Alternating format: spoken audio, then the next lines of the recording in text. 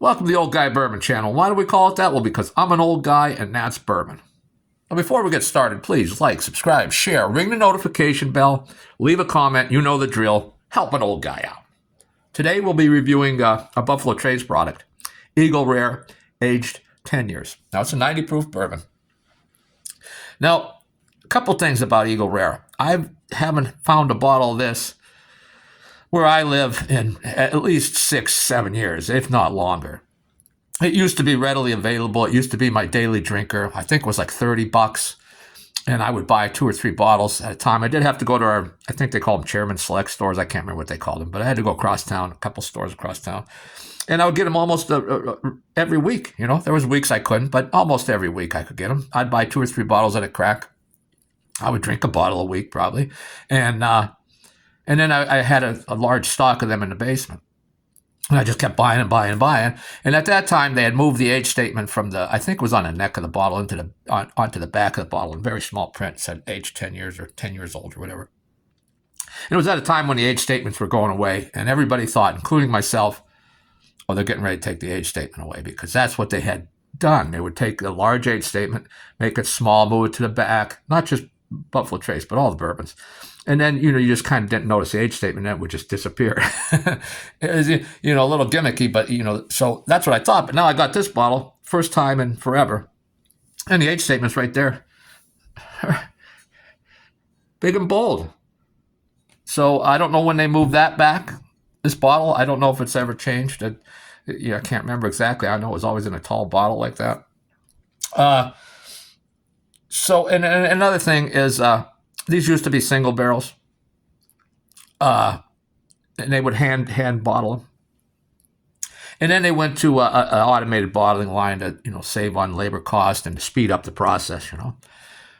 And so even when they were doing a single barrel, they had to put the barrel into a vat and then water it down, because it wasn't barrel proof. It was 90 proof, so it's watered down to 90 proof.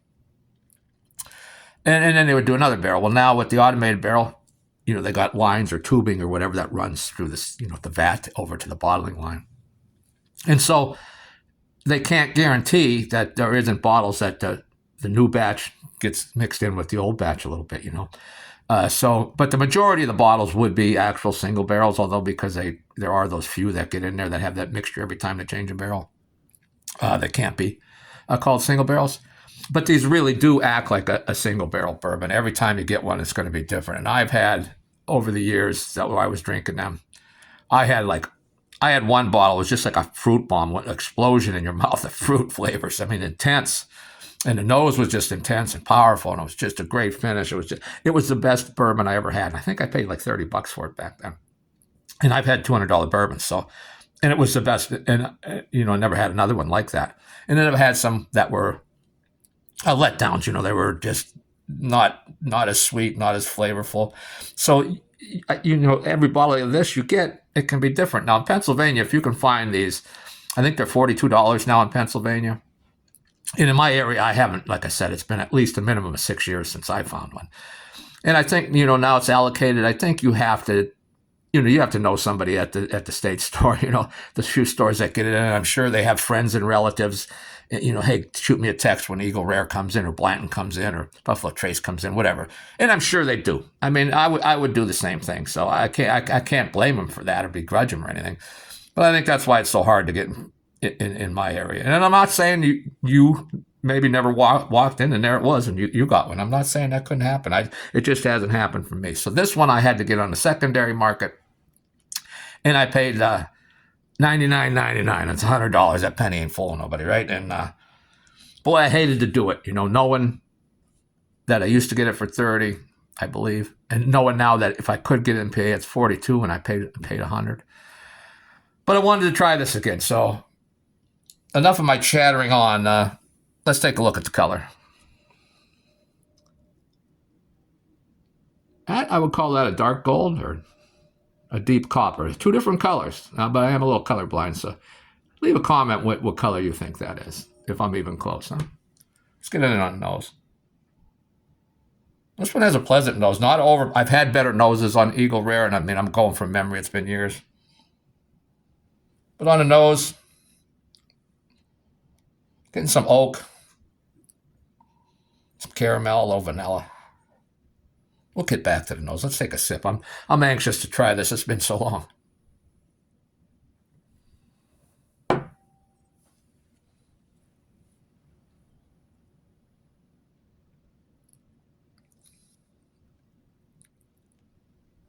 Now,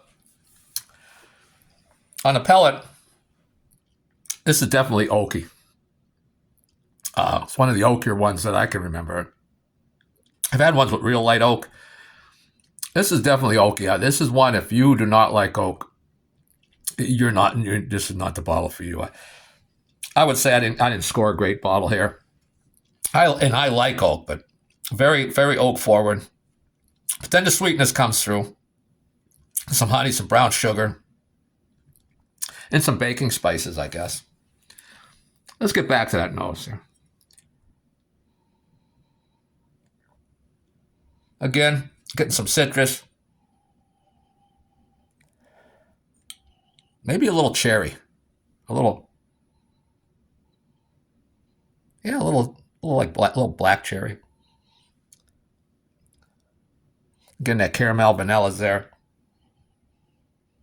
And a little marshmallow. But not an overly powerful nose. But at least some variety there. Take another sip here.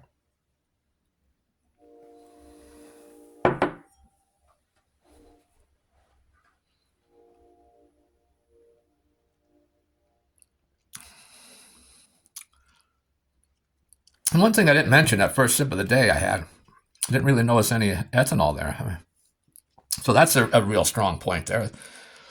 It is only 90 proof, but yeah, I didn't really notice any ethanol there. Now I'm getting nice honey. Now the brown sugar's there. The oak's a little bit more in the background. Some baking spice. You know what? I'm gonna do a third sip here. Let's see if that oak has toned down. It was really, really powerful, that first sip. I don't know why. I haven't brushed my teeth, but that's been a while, so maybe that had a little something to do with it too. It just...